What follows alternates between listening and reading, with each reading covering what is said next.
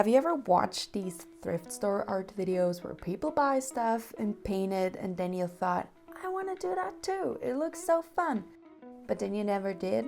Well, that was me, except we're about to change that right now. I am Joy and we gotta go scavenge some stuff at the thrift store. I started in the plate section, but I'm not sure the pens I have will hold on glazed ceramics. So that's for another project I'm now adding to my project list.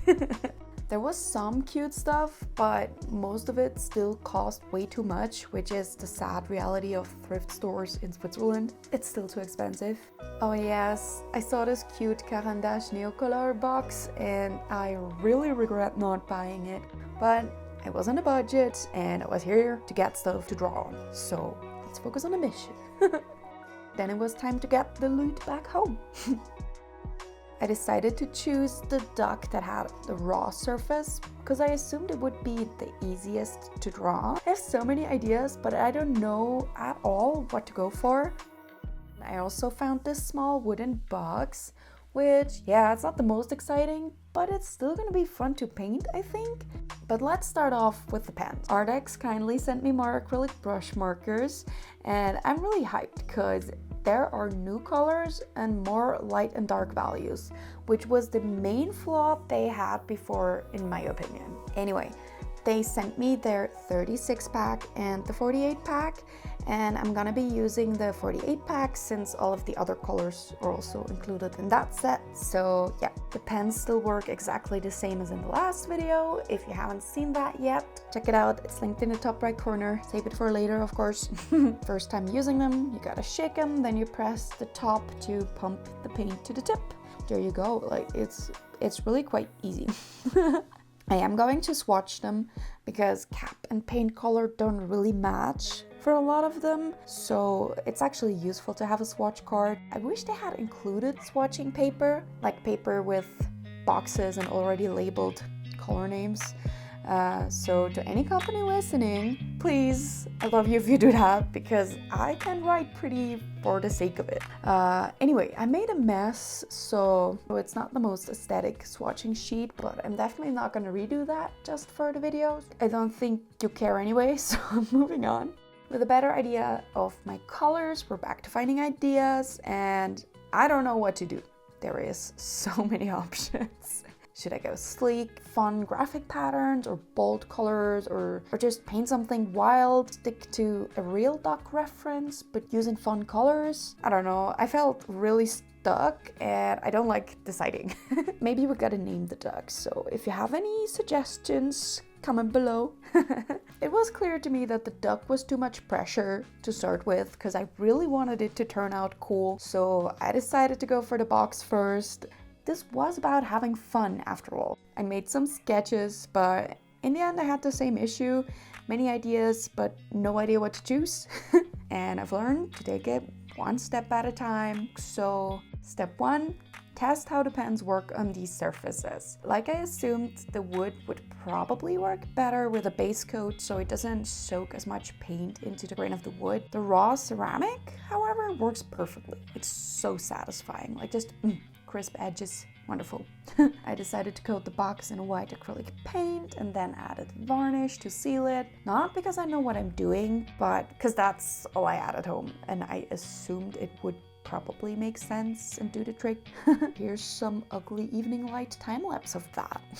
I moved my filming space from our living room into my own room so I can make a bigger mess and leave it there, which is wonderful, so I can just pick up projects where I left them. However, the lighting here is a lot worse. There's less windows and it's just a lot darker. Probably have to look into getting some studio lighting eventually, so I am not as dependent on daylight. Also because I do like working at night a lot. It's so much easier to focus and get in the zone, but yeah, these yellow shots are haunting me.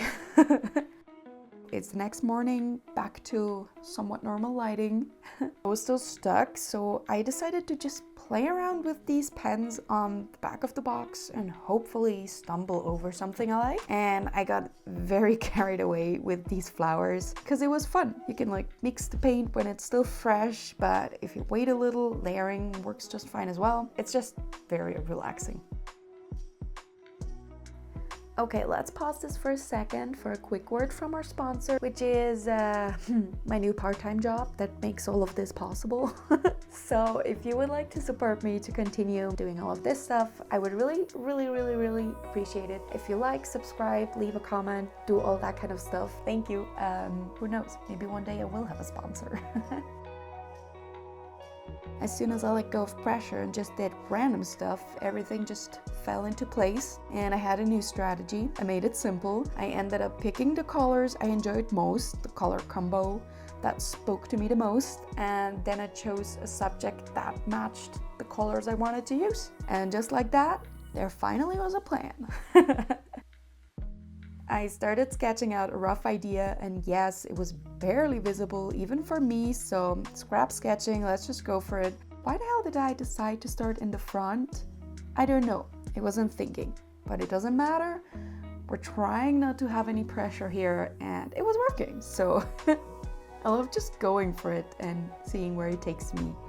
And yeah, the concept is strawberries, by the way. Just because I like them, they are fun, and I enjoyed the color scheme. That simple. Very deep, emotional artwork. Do I think this will look good in my room or match my vibe for interior design? No, absolutely not.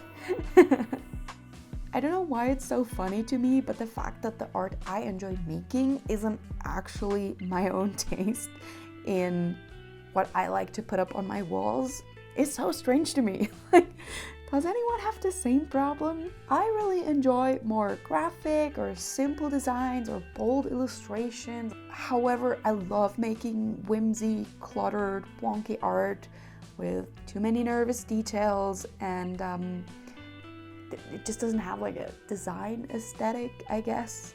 But I'm having fun, so that's what we're going with. Back to what we're doing. These pens are so smooth on the varnish. I can't really go super detailed, but I'm kind of fond of the splodginess though, so... Oh, and adding the black background made it pop so much. It did need 2 layers though, but it was worth it. The front is definitely my least favorite side so far. I think it's the blue that I added in the end, or the composition. It could have helped to have more big shapes that balance out all the small shapes that I had going on. I decided to color the rim of the lid just flat, same as the bottom of the box, just to balance out the busyness of the strawberry stuff that's happening in the middle. And I think it's working. Let's talk about the pens for a little bit. For transparency, yes, ARRTX gifted me these, but I'm free to say anything I want. They sent me the first 24 color pack of these Simptap markers about a year ago, and I have been using them a lot since then.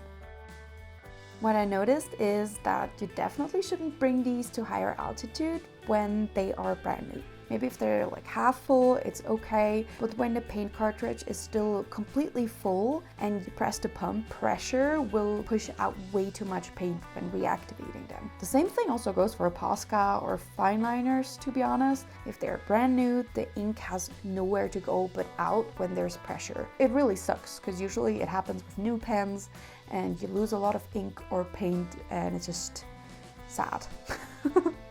I don't know if that's just a me problem, but I thought I'd throw it out there for other people that like to go to the mountains with new pens. Yeah, and sadly they're not refillable, so yeah. My favorite color has been this lime green J407, and I definitely used it the most. And I do think it's running out soon, or at least I need to pump a lot to get it back alive after like a year. To be honest, I don't think I used it super excessively, but obviously it makes sense that they have to run out eventually. I guess it would be interesting to test it per sheet of paper or something, so you have like more of an actual measure of how long they last. Also, the tips of the ones I used often got a bit worn off. They're just like slightly more fuzzy, less detail control, but it's just, you know, if you use something, it wears off. However, I've only used them in my sketchbook, so I do think that painting on raw wood or rough surfaces must accelerate that wear down a lot. One other thing that I noticed is that they do seem to be a bit inconsistent in terms of quality. I got 2 or 3 pens that didn't seem to be mixed quite well in my old set, so they kind of changed color a little bit, and you couldn't really shake them to mix it back together. But honestly, I didn't mind it that much, and in both of the new packs that I got, I didn't have that at all, so maybe they fixed it. With the new sets, I noticed that there are differences in how hard the pump is to press, but they all work great, so yeah, I don't really care about that. One last thing I was wondering about is how light fast they are, but I have no idea how to test that, so I guess we'll see in a decade when we look at the art I made with these. But then again, I also really enjoy using highlighters, which definitely fade away super fast. All the negatives out of the way, what I love about them is how fun they are, and I can't say it enough, they really are super fun. I love using them, and since I got the first ones back in spring, I always bring a couple for urban sketching, maybe like 2 or 3 completely different colors. It's super cool to use them as a base for a sketch. You can just splotch down some color really roughly and then sketch on top of it, and I enjoy the look. I have a blast when I use them, and they spark new ideas. I think they gave my sketchbook some new life, so that's super valuable for me. By the way, a little update on what we're doing here. We're finally starting the top. I was a bit anxious about that one. I decided to make a super rough pencil sketch on the lid because, you know, it's basically like the front, so I wanted to make sure it looks nice. And to add a little bit more cute factor, I added a frog to it, which really needed sketching out because they have a weird anatomy, and I don't think I quite managed to get it right, but I was hiding it with strawberries, so we good. Then last but not least, I topped everything off with some color pencil details on the strawberries just to make it pop a little more. If you've enjoyed the video so far, make sure to subscribe so you're subscribed. And I finished up the interior, signed it, and here are all the pens I used, which actually is not true. It's missing black, I think. Anyway, final reveal.